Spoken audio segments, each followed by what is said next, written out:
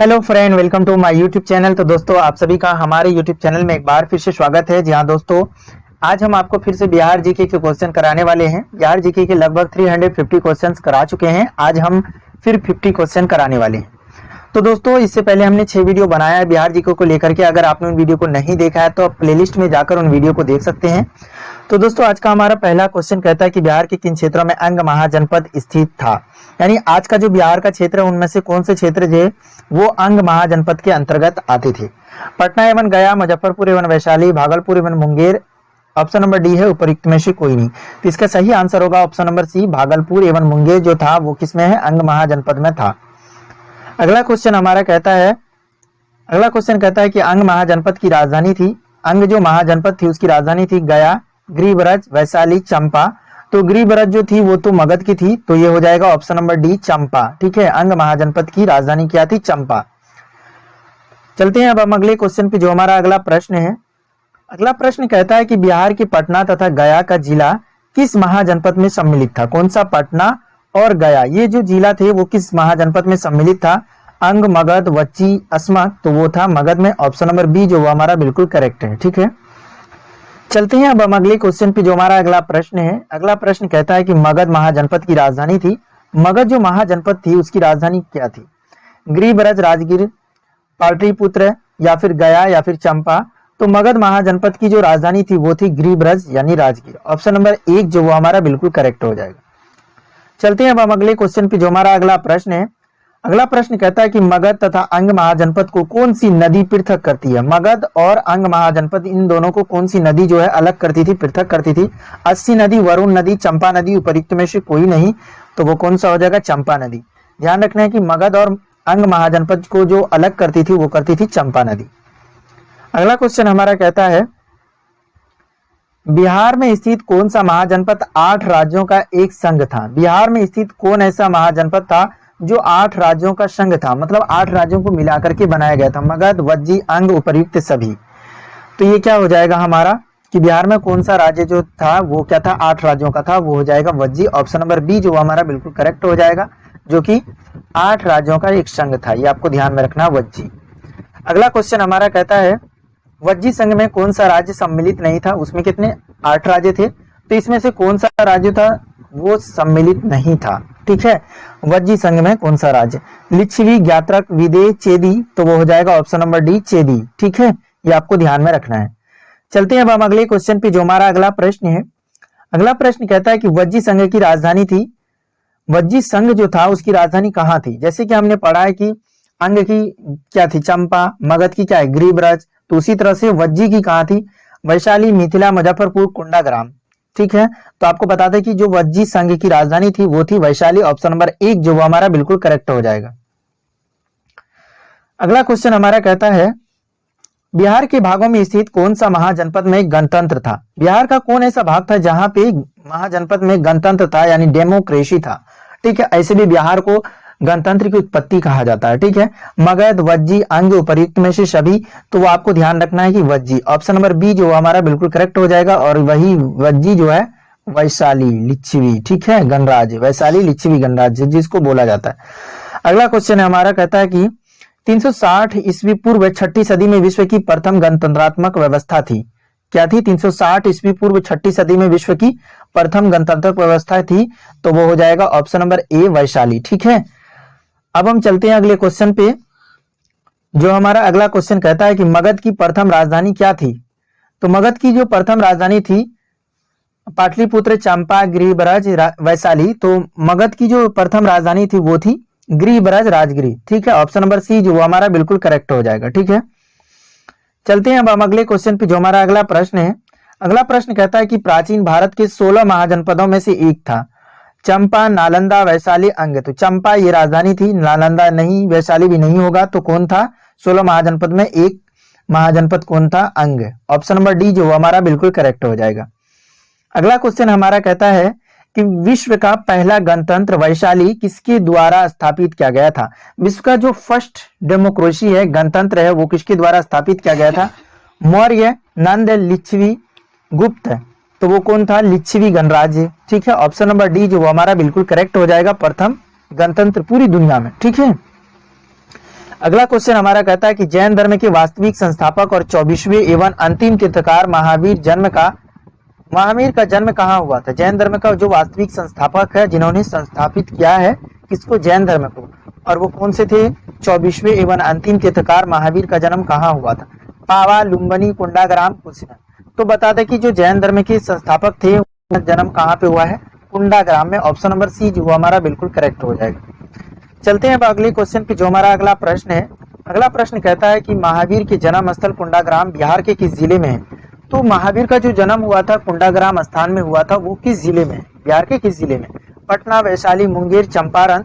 तो वो कहाँ पे है, कुंडाग्राम वैशाली में है। ऑप्शन नंबर बी जो हमारा बिल्कुल करेक्ट हो जाएगा।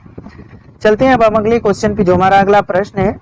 अगला प्रश्न कहता है कि महावीर स्वामी के पिता सिद्धार्थ का संबंध था। महावीर जो था उसका पिता का नाम क्या था, सिद्धार्थ था। तो उसका संबंध था किससे, सारनाथ से, विदेह के कपिल वस्तु से, वज्जी संघ से, कपिल वस्तु से। तो महावीर स्वामी के पिता जो सिद्धार्थ का संबंध था वो था वज्जी संघ से। ऑप्शन नंबर सी जो हमारा बिल्कुल करेक्ट हो जाएगा, वज्जी संघ यानी जिसमें 8 राज्य जो था। ठीक है, चलते हैं अब अगले क्वेश्चन पे, जो हमारा अगला प्रश्न है। अगला प्रश्न कहता है कि महावीर स्वामी की माता तिरसिला, जिसको हम कहते हैं विदेह दत्ता राजकुमारी थी। यानी कि महावीर जो स्वामी की माता जो थी तिरसिला, वो कहाँ की राजकुमारी थी, लिच्छवी, सारनाथ, विदेह, अंग। तो वो किसकी राजकुमारी थी, महावीर स्वामी की माता तिरसिला, तो वो थी लिच्छवी की राजकुमारी। ये आपको ध्यान रखना, महावीर का जन्म कुंडाग्राम में, कौन सा जिला, वैशाली में, और उसकी माता जो थी तिरसिला वो किसकी राजकुमारी थी, लिच्छवी की। चलते हैं अब अगले क्वेश्चन पे, जो हमारा अगला प्रश्न है। अगला प्रश्न कहता है कि महावीर स्वामी ने अपना अंतिम उपदेश दिया था। तो महावीर स्वामी ने अपना जो अंतिम उपदेश दिया था कहाँ पे दिया था, पावापुरी, कपिल वस्तु, वैशाली, कौशाम्बी। तो महावीर स्वामी ने जो अपना अंतिम उपदेश दिया है वो दिया है पावापुरी में। ऑप्शन नंबर 1 जो वो हमारा बिल्कुल करेक्ट है। अगला क्वेश्चन हमारा कहता है कि महावीर की मृत्यु यानी निर्वाण हुई थी। महावीर की मृत्यु जो हुई थी कहाँ पे हुई थी, वैशाली, पावापुरी, विदेह, राजगिरी। तो कहाँ पे हुई थी, तो वो आपको ध्यान में रखना है कि महावीर की जो मृत्यु हुई थी वो हुई थी पावापुरी में, जहाँ पे उन्होंने अपना अंतिम उपदेश दिया था। अगला क्वेश्चन हमारा कहता है प्रथम जैन संगति का आयोजन हुआ था। प्रथम जो जैन संगति का आयोजन हुआ था पाटलिपुत्र, वल्लभी, वैशाली, राजगिरा। तो प्रथम जो जैन संगति का आयोजन हुआ था कहाँ पे हुआ था, तो वो हुआ था पाटलिपुत्र में। ऑप्शन नंबर 1 जो हमारा बिल्कुल करेक्ट हो जाएगा। ठीक है, ये जैन संगति के बारे में पूछ रहा, न कि बौद्ध संगति। अगला क्वेश्चन कहता है कि प्रथम जैन संगति का आयोजन किसके शासनकाल में हुआ था।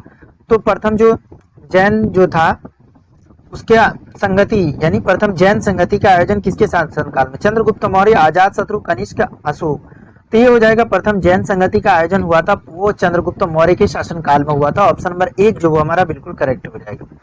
अगला क्वेश्चन हमारा कहता है कि प्रथम जैन संगति की अध्यक्षता किसने की थी। किसने जो है प्रथम जो जैन संगति हुआ था किसकी, चंद्रगुप्त मौर्य की अध्यक्षता में, ये शासनकाल में। उसमें जो जैन संगति की अध्यक्षता किसने की थी, देवर्धि, क्षमा शर्मन, महाकश्यप, या फिर शाबक मीर, या फिर स्थूलभद्र। तो किसने किया था प्रथम जैन संगति की अध्यक्षता, स्थूलभद्र ने। ऑप्शन नंबर डी जो हमारा बिल्कुल करेक्ट हो जाएगा। अगला क्वेश्चन हमारा कहता है कि जैन धर्म के 12वें तीर्थकार वसु पूज्य की जन्मस्थली थी। जैन धर्म का तो 24वें तीर्थकार महावीर है, लेकिन 12वें तीर्थकार वसु पूज्य जो थे उसकी जन्मस्थली क्या है, गया, पटना, चंपा, वैशाली। तो वो हो जाएगा ऑप्शन नंबर सी, चंपा। ठीक है, ये आपको ध्यान रखना है। अगला क्वेश्चन हमारा कहता है कि बौद्ध धर्म के संस्थापक गौतम बुद्ध ने गिरि त्याग के उपरांत सर्वप्रथम गए।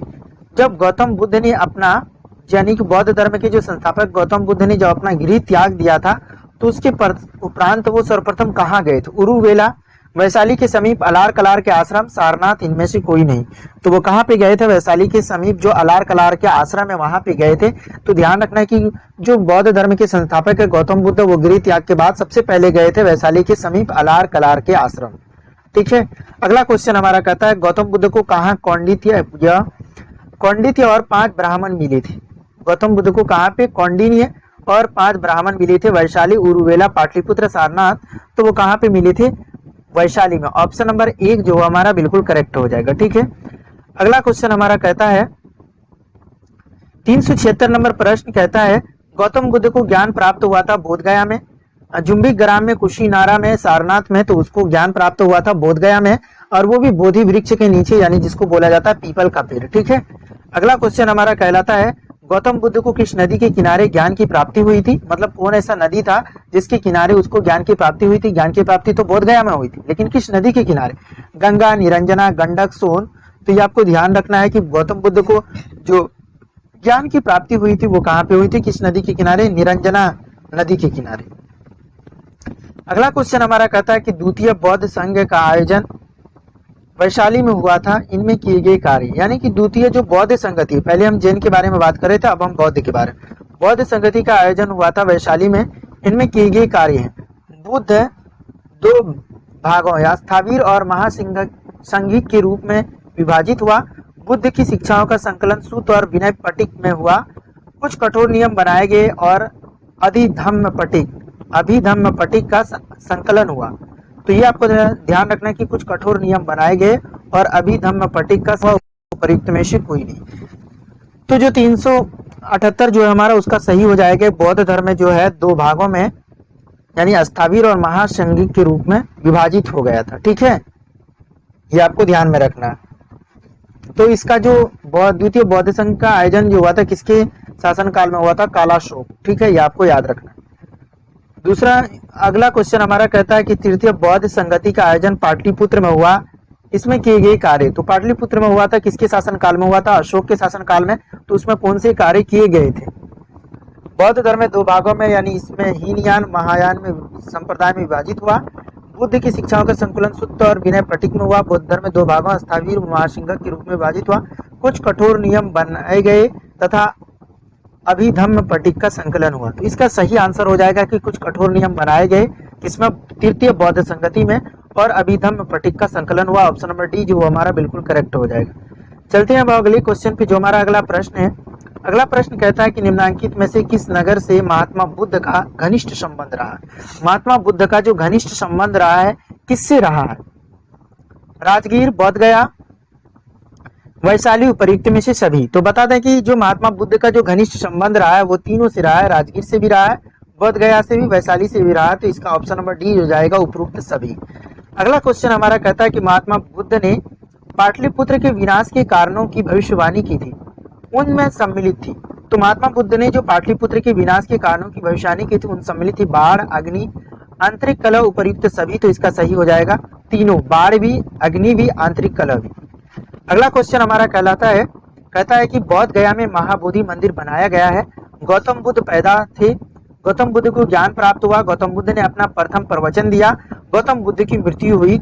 तो बता दें कि बोध गया में जो महाबोधि मंदिर बनाया गया, आपको पता है कि बोध गया में ये ज्ञान प्राप्त हुआ था किस नदी के? निरंजना नदी के किनारे। ठीक है, ये आपको ध्यान में रखना है। और बोध गया में इसको ज्ञान का प्राप्त हुआ था किस वृक्ष के नीचे? बोधि वृक्ष, जिसको हम पीपल का वृक्ष बोलते हैं। तो वो क्या हुआ था? महाबोधि मंदिर बनाया गया, गौतम बुद्ध को ज्ञान प्राप्त हुआ। अगला क्वेश्चन हमारा कहता है प्रसिद्ध बौद्ध सारिपुत्र का जन्म हुआ। प्रसिद्ध जो बौद्ध है सारिपुत्र का जन्म हुआ था नालंदा, वैशाली, गया, पटना में। तो कहाँ पे हुआ था प्रसिद्ध बौद्ध सारिपुत्र का? तो वो हुआ था नालंदा में। ऑप्शन नंबर एक जो हमारा बिल्कुल करेक्ट हो जाएगा। अगला क्वेश्चन हमारा कहता है कि प्राचीन भारत में साम्राज्यवाद की शुरुआत और विकास का श्रेय दिया जाता है। प्राचीन जो हमारा भारत है उसमें साम्राज्यवाद की शुरुआत और विकास का श्रेय किसको दिया जाता है? मगध को, कन्नौज को, वज्जी को, विदेह को। तो किसको दिया जाता है? मगध को। ऑप्शन नंबर एक जो हमारा बिल्कुल करेक्ट हो जाएगा, जिसका एरिया था गया और पटना, मगध में आता था। ये आपको ध्यान में रखना है। ठीक है, आज का जो बिहार का क्षेत्र है गया और पटना वो मगध में आता था, और मुंगेर और जो हमारा क्या था भागलपुर वो किसमें आता था? वज्जी, ये अंग में। ठीक है, अगला क्वेश्चन हमारा कहता है कि मगध और राज्य की आरंभिक राजधानी थी। मगध राज्य की आरंभिक राजधानी क्या थी? मतलब शुरुआती राजधानी क्या थी? तो ये हो जाएगा गिरिब्रज, राजगिरी, पाटलिपुत्र या फिर वैशाली, गया। तो मगध राज्य की जो आरंभिक मतलब शुरू में जो राजधानी थी वो क्या थी? गिरिब्रज। ठीक है, अगला क्वेश्चन हमारा कहता है महाभारत तथा पुराणों के अनुसार मगध का सर्वप्रथम राजवंश था।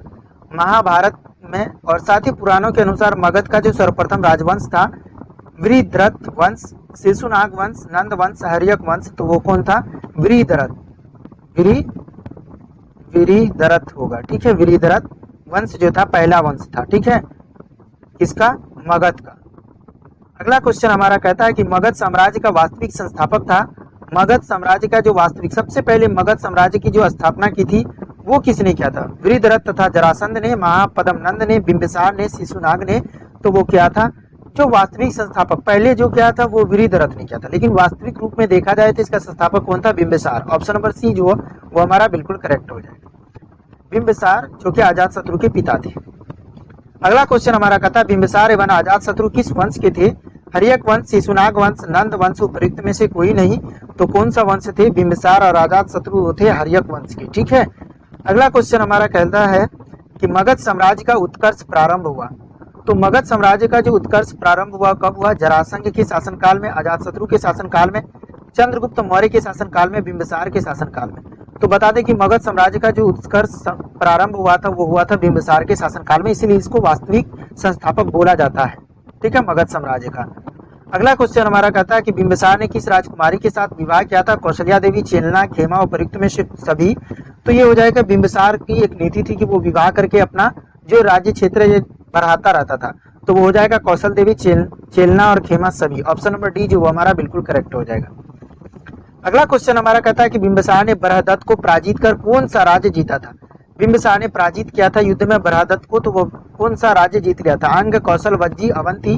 तो वो कौन सा जीता था?